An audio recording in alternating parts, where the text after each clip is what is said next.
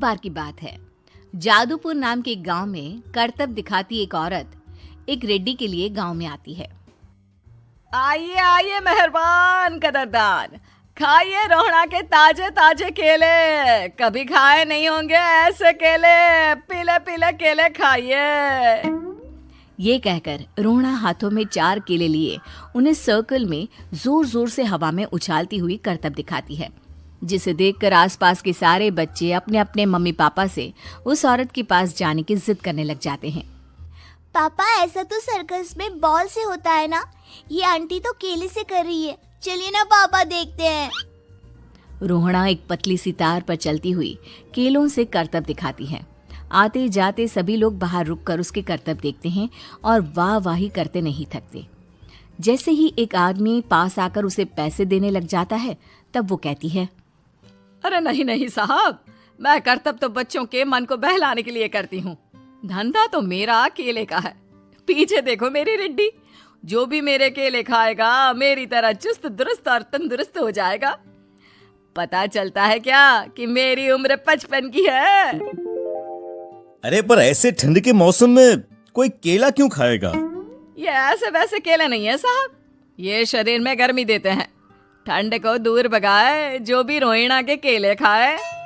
पापा, अगर मुझे केले नहीं मिले तो मैं घर नहीं जाऊंगी। तभी उसके पापा कहते हैं कि बेटा, केले ठंड में कभी गर्मी नहीं देते। ये सब कहने की बातें हैं, सामान बेचने का तरीका है इनका। पर पिंकी नहीं मानती। मैं केले खाऊंगी। पिंकी की जिद के आगे नत्थू हार जाता है और उसे केले खरीद कर दे देता है। पिंकी खुश होकर केले घर ले आकर खाती है।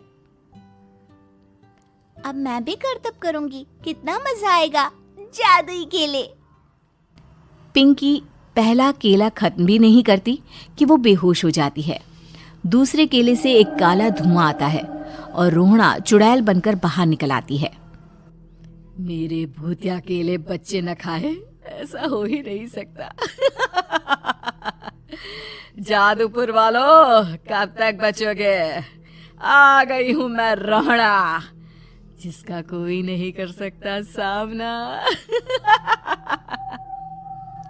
रोहड़ा पिंकी को गोद में उठाकर काले धुएं में कहीं गायब हो जाती है। शाम के वक्त नत्थू घर लौटता है और पिंकी को घर में ना पाकर उसकी माँ से कहता है, माँ पिंकी कहाँ है? अरे बेटा, उसे तो तू सुबह करतब दिखाने ले गया था ना, फिर कहाँ वापस आए तुम दोनों? मुझे लगा तू उसे अपने साथ मंडी ले गया होगा। हे भगवान, मेरी बच्ची कहाँ गई? मैं उसे घर ही तो छोड़कर गया था माँ। नत्थू गांव के घर कोने में अपनी बेटी को ढूंढता है, पर उसे वो कहीं नहीं मिलती। परेशान होकर आखिर रो रो कर नत्थू हिम्मत हार कर घर लौट आता है। अगली सुबह रोहड़ा फिर से करतब दिखाने आती है और इस बार पिंकी की तरह रोनी केले खरीद लेता है। 50 रुपए दिए थे पापा ने, सारे पैसों की मैंने केले खरीद लिए हैं। अब मैं भी आंटी की तरह ही करतबबाज बन जाऊंगा। यही सोचते हुए रोनी केले खाता है और पहला अकेला केला आधा खत्म भी नहीं करता कि चुड़ैल उसके सामने आ जाती है। मेरे साथ चलने का समय आ गया है रोनी। ये तो बस शुरुआत है। अब इस गांव के सारे बच्चे धीरे धीरे मेरे कब्जे में होंगे, एक बच्चा भी नहीं बचेगा। ये कहकर रोना रोनी को गोद में लेकर काले धुएं में अदृश्य हो जाती है। इसके बाद हर रोज गांव में से कोई ना कोई बच्चा गायब होता, पर ऐसा क्यों हो रहा है किसी को भी समझ में नहीं आ पा रहा था। रोज की तरह अपनी बेटी पिंकी की तलाश में नत्थू गांव के एक तालाब के पास बैठा रो रहा था। कहाँ गई मेरी पिंकी? शकुंतला के जाने के बाद एक वही तो मेरा सहारा थी। अरे उसकी आत्मा कोस रही होगी मुझे कि मैं अपनी बच्ची को संभाल भी नहीं पाया। नत्थू ये कहता हुआ रो ही रहा था कि तभी तालाब में से उसे शकुंतला की आवाज सुनाई देती है। कहाँ थी तुम शकुंतला? हमारी बच्ची और सारे गायब हुए बच्चे रोहड़ा के कब्जे में हैं। वो बच्चों को जो केले देती है उससे बच्चे बेहोश हो जाते हैं और उसके कब्जे में आ जाते हैं और वो उन्हें ले जाकर काली दुनिया में ले जाती है। पर वो ऐसा क्यों कर रही है? ये मैं नहीं जानती, पर उस दुनिया का रास्ता मैं आपको बता सकती हूँ। जहां ये नदी खत्म होती है वहां एक केले का पेड़ है, उसके नीचे एक दरवाजा है, वहीं से रास्ता जाता है उस दुनिया का। ये कहकर शकुंतला की आत्मा गायब हो जाती है। गांव के सभी लोग झुंड बनाकर उसी रास्ते से काली दुनिया में चले जाते हैं और वहां देखते हैं कि सारे बच्चे वहां काम कर रहे थे। पापा मुझे ले चलो यहाँ से। पापा पापा। सभी बच्चे अपने मम्मी पापा से लिपट जाते हैं। तो तुम लोग यहां तक आ गए? क्यों हमारे बच्चों को पकड़ लिया तूने? तुझे शिकार ही बनाना है तो ले, हम सब आ गए हैं, हमें खा ले। नहीं, मुझे बच्चे चाहिए, मेरे बच्चे के बदले तुम लोगों के बच्चे।